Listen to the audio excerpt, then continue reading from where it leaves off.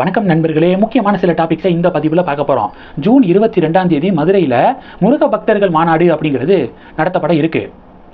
ஆந்திராவுடைய துணை முதலமைச்சர் பவன் கல்யாண் அவர்களுக்கு, உத்தரப்பிரதேசத்துடைய முதலமைச்சர் யோகி ஆதித்யநாத் அவர்களுக்கு, தமிழக ஆளுநர் ரவி அவர்களுக்கு, தமிழக பாஜகவுடைய முக்கியமான தலைவர்களுக்கெல்லாம் அழைப்பிதழ் கொடுக்கப்பட்டிருக்கு.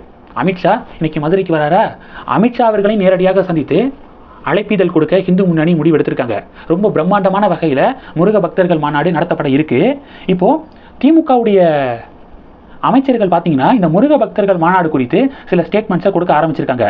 இந்து சமய அறநிலையத்துறை அமைச்சர் சேகர் பாபு அவர்கள் 2 நாளைக்கு முன்னாடியே அவர் இது சங்கிகளால் நடத்தப்படக்கூடிய மாநாடு அப்படின்னு சொல்லிட்டு ஒரு விமர்சனம் பண்ணியிருந்தாரு. அது மட்டும் இல்லாமல் வாக்கு வங்கிக்காக நடத்தப்படக்கூடிய மாநாடு இது, உண்மையிலேயே முருகன் மீது பக்தி கொண்டவர்கள் இதில் கலந்து கொள்ளக்கூடாது அப்படின்னு சொல்லிட்டு சேகர் பாபு கொஞ்சம் நேரத்துக்கு முன்னாடி 2 நாளைக்கு முன்னாடி ஒரு அறிக்கையை வெளியிட்டாரு. ஸோ இப்போ மறுபடியும் சேகர் பாபு அவர்கள் இது சங்கிகளால் நடத்தப்படக்கூடிய மாநாடு அப்படின்னு இன்னொரு முறை விமர்சனம் பண்ணியிருக்காரு இந்து சமய அறநிலையத்துறை அமைச்சர். 2வது, தமிழக காங்கிரசுடைய மாநில தலைவர் செல்வ பெருந்தகை இருக்கார்ல, அவர் என்ன சொல்லியிருக்காருன்னா, முருகன் மாநாட்டை குஜராத், உத்தரப்பிரதேச மாநிலங்களில் நடத்துவார்களா?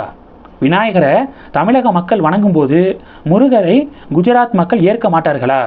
ராமர் மாநாடு, விநாயகர் ஊர்வலம்லாம் இங்கு நடத்தும் போது வட மாநிலத்தில் முருகன் மாநாட்டை நடத்தலாமே அப்படின்னு செல்வ பெருந்தகை அவர்கள் விமர்சனம் பண்ணியிருக்காரு. ஃபர்ஸ்ட் சேகர் பாபு அவர்கள் சொன்னதுலேருந்து நம்ம ஆரம்பிக்கலாம். என்னன்னா, பழனியில் தமிழக அரசாங்கம் முருகன் மாநாட்டை நடத்தினாங்களே, அப்போ அது வாக்கு வங்கிக்காக நடத்தப்பட்டுச்சா அப்படின்னு சொல்லிட்டு பாஜக செக்க வைக்கிறாங்க. நாங்கள் நடத்துறது வாக்கு வங்கிக்காக அப்படின்னு சேகர் பாபு சொல்கிறாரு.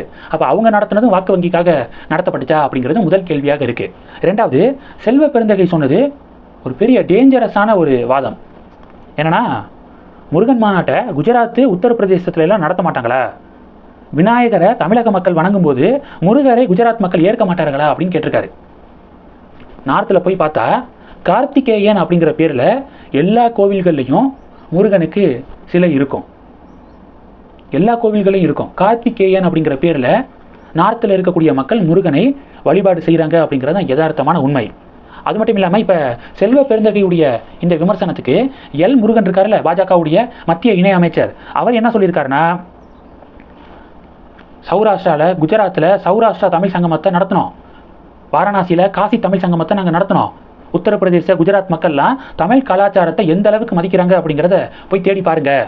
முருகன் தமிழ் கடவுள் அப்படிங்கிறதுனால தமிழ்நாட்டில் முருக பக்தர்கள் மாநாட்டை நடத்த முடிவெடுத்தோம், அவ்வளவுதான். செல்வ பெருந்தகை ஏதோ பேசிக்கிருக்காரு அப்படின்னு முருகன் அவர்கள் பதிலடி கொடுத்துருக்காரு.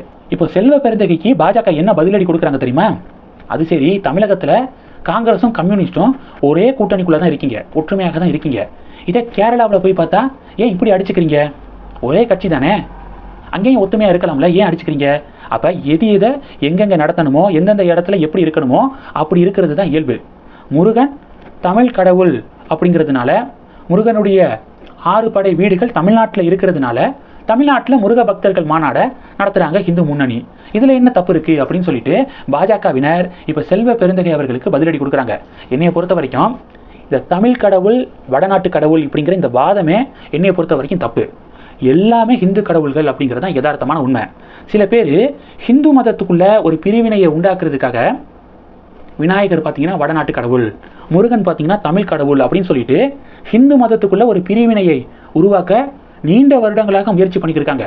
அதனால ஒவ்வொரு இந்து மக்களும் விழிப்புணர்வாக இருக்கணும். முருகன், விநாயகர் எல்லாமே ஹிந்து கடவுள்கள்.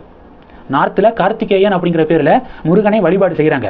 ஆனால் அதை பற்றியெல்லாம் பேச மாட்டாங்க, மூடி மறைச்சிருவாங்க சில பேர். அதனால எல்லாமே ஹிந்து கடவுள்கள், வடநாட்டு கடவுள், தமிழ் கடவுள் அப்படிங்கிற பிரிவினையே இருக்கக்கூடாது அப்படிங்கிறது என்னுடைய பார்வை. இங்கே நார்த்தில் ரொம்ப ஃபேமஸான ஒரு போயட் இருக்காரு, அவர் பேர் காளிதாசர். காளிதாசர் குமார சம்பவம் அப்படின்னு சொல்லிட்டு ஒரு நூலை எழுதியிருக்காரு. முழுக்க முழுக்க முருகனை பற்றிய நூல் காளிதாசர் எழுதியிருக்காரு, வடநாட்டு புலவர் எழுதியிருக்காரு. அப்படி இருக்கும்போது எப்படி நார்த்தில் முருகனை வழிபாடு செய்கிறதே இல்லை அப்படிங்கிறது எப்படி சொல்ல முடியும்? கார்த்திகேயன் அப்படிங்கிற பேரில் முருகன் நார்த்தில் பல கோவில்களில் இருக்காரு அப்படிங்கிறதான் யதார்த்தமான உண்மை. உங்களுடைய பார்வைகள் என்ன இந்த விவகாரத்தில்? மறக்காமல் கமெண்ட் பண்ணுங்கள். இந்த வீடியோ பிடிச்சிருந்துச்சுன்னா லைக் பண்ணுங்கள், ஷேர் பண்ணுங்கள். மறக்காமல் நம்ம சேனலை சப்ஸ்கிரைப் பண்ணுங்கள். மேலும் நம்ம சேனலுக்கு சப்போர்ட் பண்ணணும் அப்படின்னு ஆசைப்பட்டீங்கன்னா நான் பேசக்கூடிய வீடியோக்கு கீழே நன்றி அப்படிங்கிற ஆப்ஷன் இருக்குது, அதை கிளிக் பண்ணி உங்களால் முடிந்த தொகையை சேனல் வளர்ச்சிக்காக கொடுத்து உதவி செய்யலாம். இல்லை ஜாயின் பட்டனை கிளிக் பண்ணி நம்ம சேனலுக்கு மெம்பராக ஆகலாம். நன்றி. ஜெய் ஹிந்த்.